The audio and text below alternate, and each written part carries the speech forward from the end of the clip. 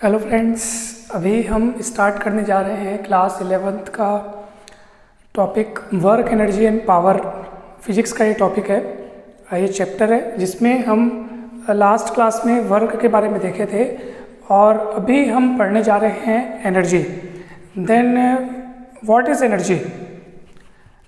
Energy is capacity to do a work. किसी भी कार्य को करने की क्षमता को हम ऊर्जा कहते हैं, एनर्जी कहते हैं। तो यहाँ पर हम देखेंगे कि एनर्जी कितने प्रकार की होती है। तो एनर्जी तो वैसे बहुत सारे प्रकार की होती है।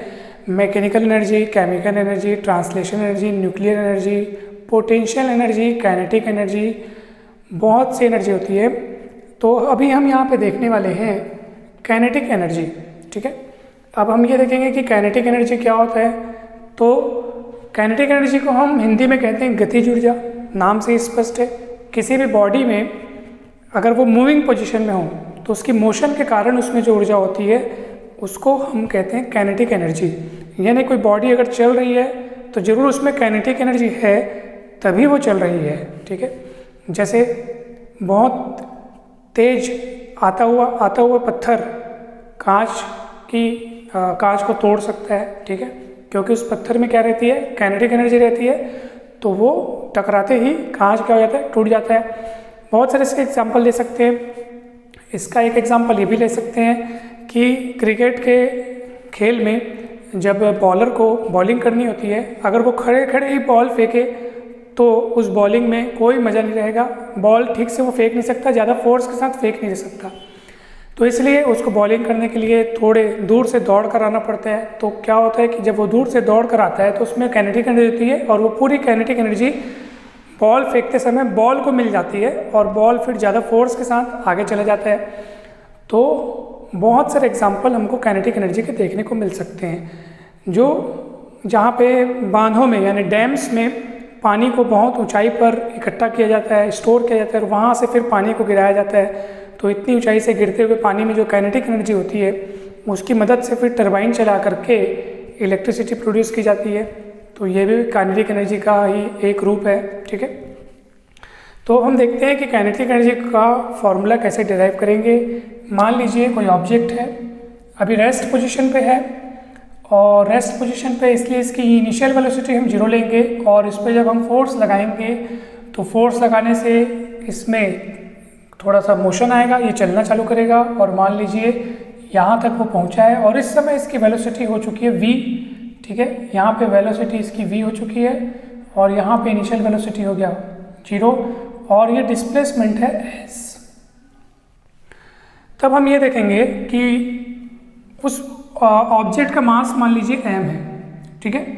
तो अपन लगाएंगे यहाँ पे थर्ड इक्वेशन ऑफ मोशन। तो बताइए थर्ड इक्वेशन ऑफ मोशन क्या है? थर्ड इक्वेशन ऑफ मोशन क्या होता है? ये होता है v square equals to u square plus 2as। तो यहाँ पर इनिशियल वेलोसिटी तो 0 लेंगे बिकॉज वो शुरुआत में तो वो रेस्ट पे है, इससे 0 लेंगे। 2 लेंगे, a s डिस्प्लेसमेंट है और ये v स्क्वायर हो जाएगा। तो यहाँ पे आपको v स्क्वायर की वैल्यू मिली 2as, ठीक है। 2 को नीचे ला लो, हाफ v स्क्वायर कर लो, as की वैल्यू निकाल लो। अब ऑब्जेक्ट पर फोर्स लगाकर उसको यहाँ से यहाँ तक डिस्प्लेस किया गया है, ठीक है। देखिए काइनेटिक एनर्जी का जो कैलकुलेशन हो रहा है, जो डेरिवेशन हो रहा है, वो किस बेसिस पे हो रहा है। काइनेटिक एनर्जी को हम उसका पता कैसे करेंगे कि काइनेटिक एनर्जी का अमाउंट कितना है। तो वो यहाँ पे हम कैसे जानेंगे कि किसी भी ऑब्जेक्ट को रेस्ट से लेकर मोशन तक, आपने देखो उसका वेलोसिटी 0 है अभी और आपने अभी उसका वेलोसिटी कहाँ तक किया, v तक किया। तो रेस्ट से लेकर के मूविंग पोजीशन तक की पोजीशन में लाने में कितना वर्क डन करना पड़ रहा है, ठीक है। रेस्ट पोजीशन से उसको मूविंग पोजीशन तक लाने में कितना वर्क डन करना पड़ रहा है, उसी को हम कहते हैं काइनेटिक एनर्जी। तो वर्क डन कितना होगा, फोर्स आपने F लगाया, ठीक है, और डिस्प्लेसमेंट कितना हुआ, s है, तो ये s। तो फोर्स इज इक्वल टू होता है मास इनटू एक्सेलरेशन। उस बॉडी में आप फोर्स लगाओगे तो बॉडी एक्सेलरेट होगी और आगे बढ़ेगी। तो ये mass into acceleration F equal ma होता है और ये s। तो ये as जो आपको दिख रहा है, तो as की वैल्यू हाफ v स्क्वायर यहाँ से रख लेंगे तो हो जाएगा m और as की वैल्यू रख देंगे half v square by equation 1, ठीक है। तो हाफ सामने कर दो और ये v स्क्वायर, तो यही वर्क डन को हम काइनेटिक एनर्जी के रूप में लिखते हैं, हाफ mv स्क्वायर। ये काइनेटिक एनर्जी का फॉर्मूला हो गया। तो अब हम एक छोटा सा डेरिवेशन एक और देख लेते हैं कि काइनेटिक एनर्जी और मोमेंटम के बीच क्या रिलेशन होता है। हम जानते हैं कि किसी भी ऑब्जेक्ट का मोमेंटम ठीक है कितना होता है, तो momentum p is equals to होता है mv, जहाँ m उस ऑब्जेक्ट का मास है और v उस ऑब्जेक्ट की वेलोसिटी है। कोई ऑब्जेक्ट जब चलती हुई पोजीशन में है, यानी अगर वो मूविंग पोजीशन में है, तभी उसमें मोमेंटम रहता है, क्योंकि मोमेंटम वेलोसिटी पर डिपेंड है। अगर ऑब्जेक्ट रुका रहेगा तो वेलोसिटी जीरो होगी, तो मोमेंटम भी जीरो हो जाएगा। ठीक है, तो ये मूविंग ऑब्जेक्ट के लिए मोमेंटम लिखेंगे mv। और हम एक काम करते हैं कि काइनेटिक एनर्जी कितना होता है, हाफ mv स्क्वायर। इसको हम लिख सकते हैं 2 को इधर भेज करके mv स्क्वायर लिख सकते हैं। दोनों ओर आप mm का मल्टीप्लिकेशन कर दीजिए, 2mk हो जाएगा और ये हो जाएगा m स्क्वायर v स्क्वायर। तो 2mk इसको हम लिख सकते हैं mv का होल स्क्वायर, और ये स्क्वायर इस तरफ आकर के स्क्वायर रूट हो जाएगा।